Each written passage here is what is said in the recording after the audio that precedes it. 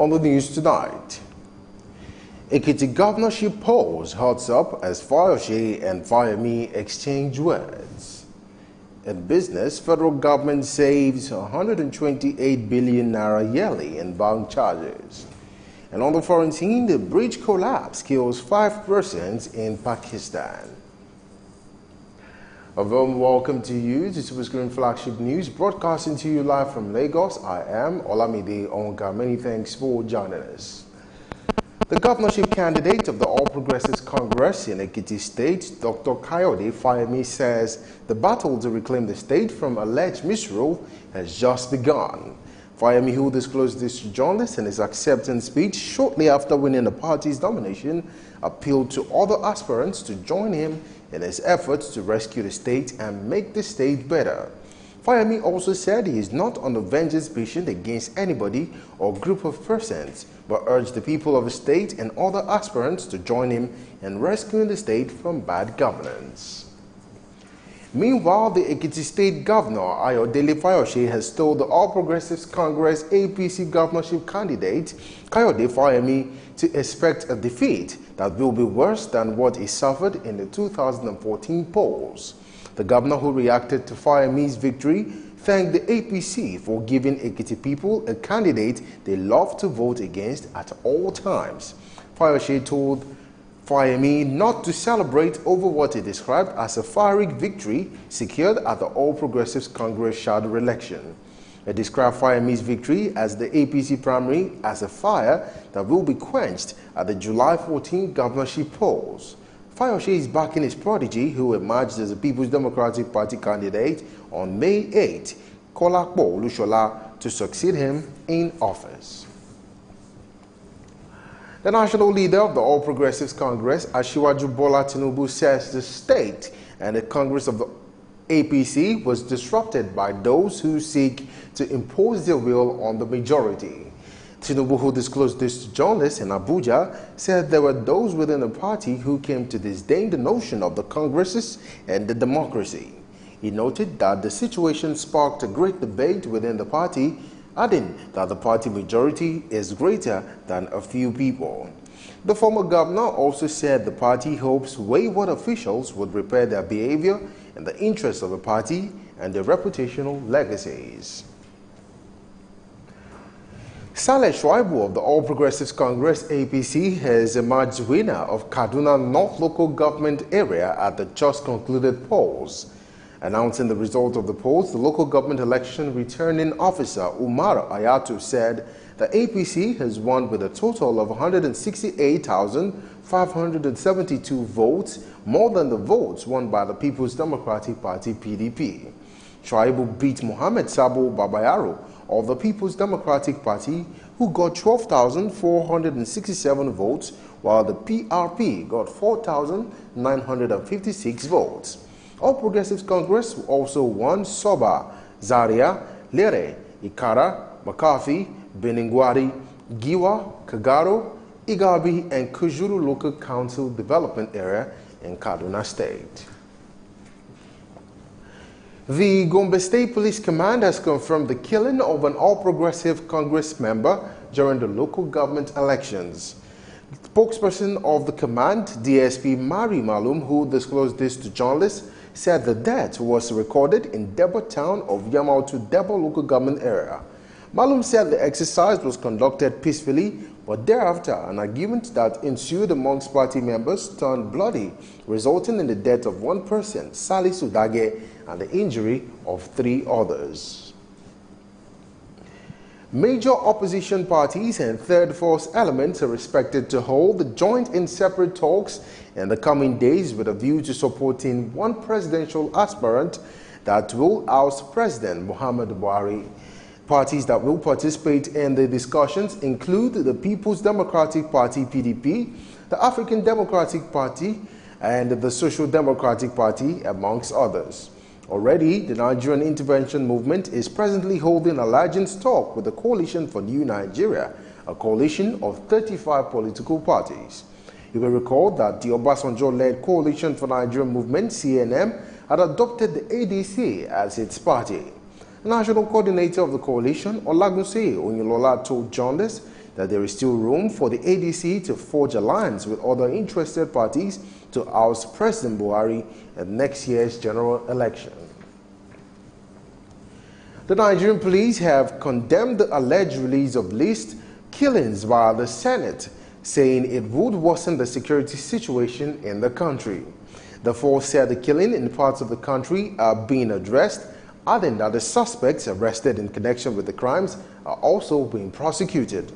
The police claim they have recovered over 5,000 prohibited arms from wrong hands across the nation, adding that the Deputy Inspector General of Police in charge of operation was delegated to brief the upper chamber on actions taken to address security situation in the country, but was not allowed to make his presentation by the Senate.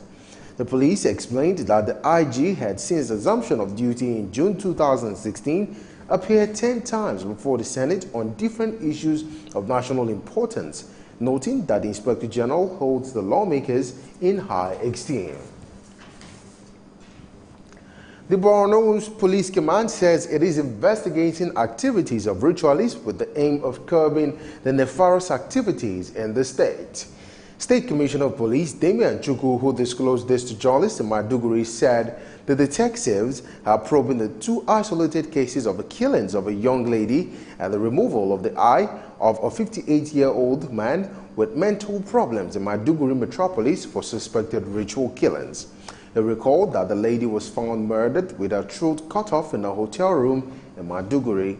Residents of a 202 housing estate in Maiduguri are yet to recover from the shock after the brutal removal of the eyes of a man believed to be an internally displaced person within their neighborhood.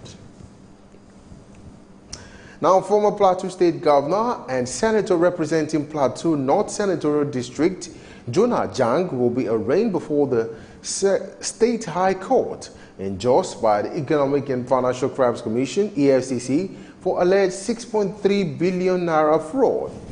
Jang, who has been held in EFCC custody since last week, will be moved from EFCC to Abuja from Jos. The EFCC had preferred 12 charges against him over an alleged fraud amounting to 6.3 billion naira.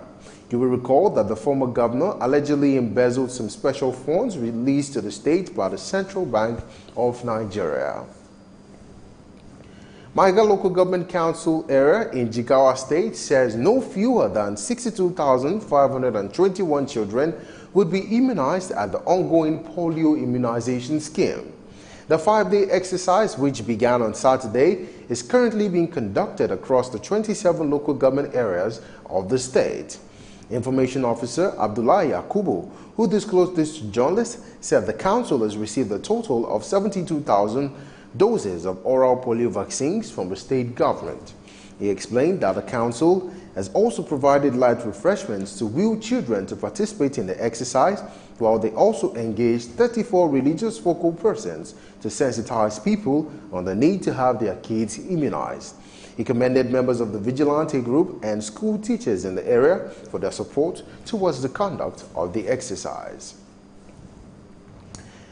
Senator representing Borno South, Ali Ndume, has appealed to the federal government to complete the abandoned Bill Dam project awarded 37 years ago to address water scarcity in the area. Ndume, who made the appeal in an interview in Maiduguri, said more than 200,000 people of the zone lacked access to potable water, which is gradually crippling socio-economic activities in the area. He explained that the first phase of the project was awarded to Lifakino in 1979 and re-awarded to Nalando Company recently, but has remained abandoned. He also said the state government has paid its counterpart fund for the completion of the dam, and the federal government is yet to release a share for the continuation of the project. As part of efforts aimed at encouraging hard work and excellence in secondary school students, the Academic Excellence Initiative, AEI, organized the annual 2018 Scholarship Award Ceremony. The event, which featured quiz and award giving, saw students leave more inspired than they came. In what has become a positive trend, the 2018 Academic Excellence Initiative AEI Award started with loads of expectation, just as the previous edition. The award, which is given in recognition to students with academic distinctions, lived up to its hype as guests and dignitaries as well as recipients of the award and students made their way to the venue. Thank you very much for coming. Thank you very much. Thank you very much. The funds allocated to the education sector keeps rising, even in Lagos State here. Lagos State will continue to do its best to fund education. The teaching service is professionalized now. If you don't have a teaching qualification, you cannot be a teacher in Lagos State. Again, we are looking at the minimum qualification of even a graduate coming into our schools. I am proud to stand before you because after joining WAEC from working in a factory, in a textile factory, Nigerian textile mills, I told myself the only thing I can do to improve myself to understand validity, reliability, and consistency in education is to go and pick a course in education.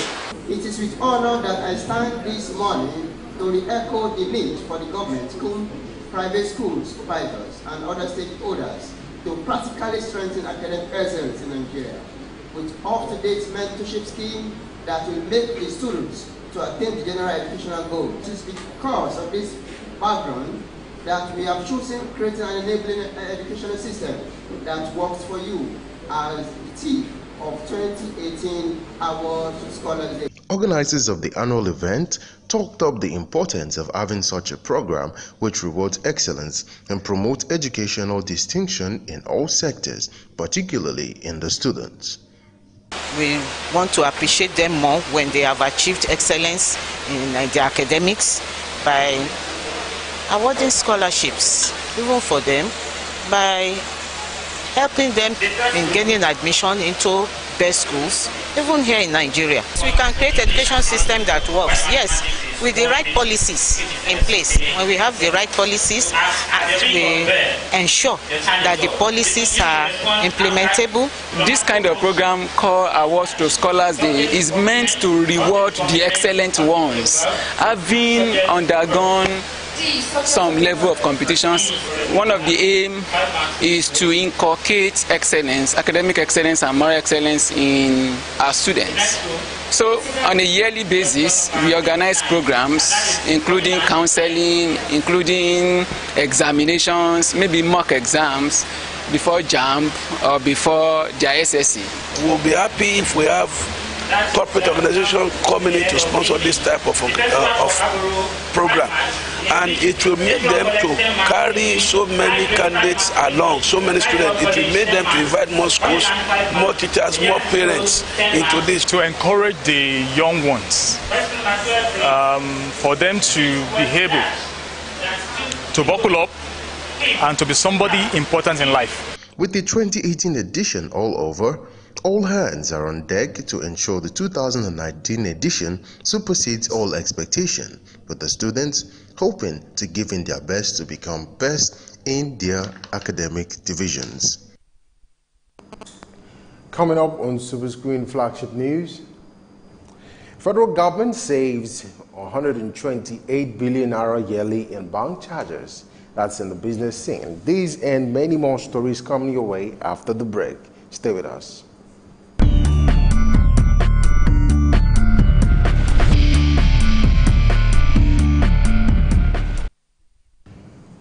Welcome back to Superscreen Flagship News. And on the business scene, the federal government says it has saved a total of 128 billion naira from charges imposed by banks for managing funds belonging to the ministries, departments and agencies of the government since the introduction of the Treasury single account in September 2015.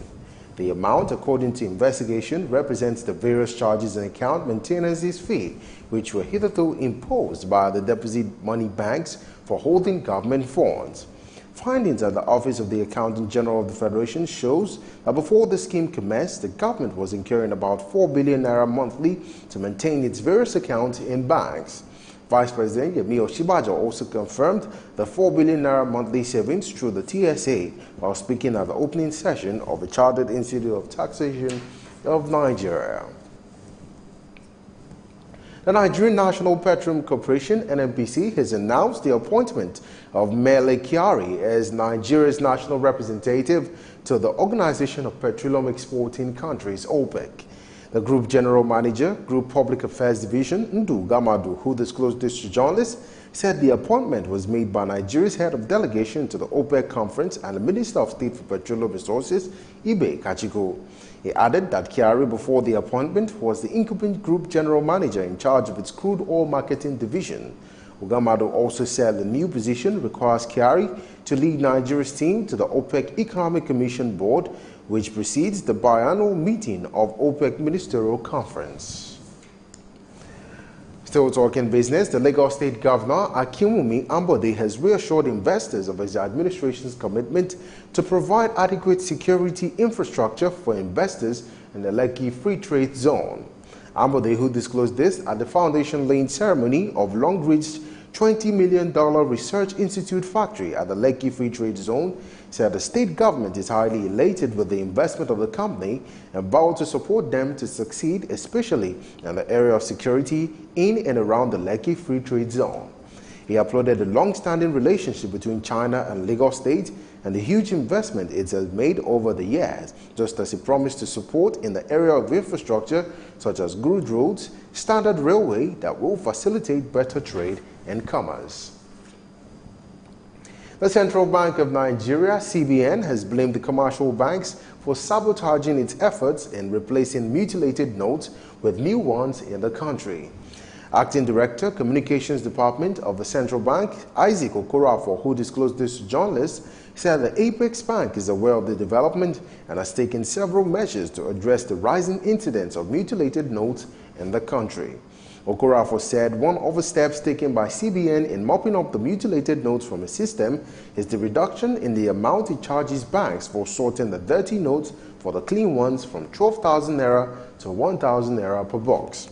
Okorafor, who confirmed that the opportunity was limited to lower denomination and comprising of 50 naira, 20 naira and 10 naira notes, appealed to Nigerians to handle the national currency with care as it is a symbol of national identity. Still ahead tonight, the bridge collapse kills 5 persons in Pakistan. These and many more stories after the break.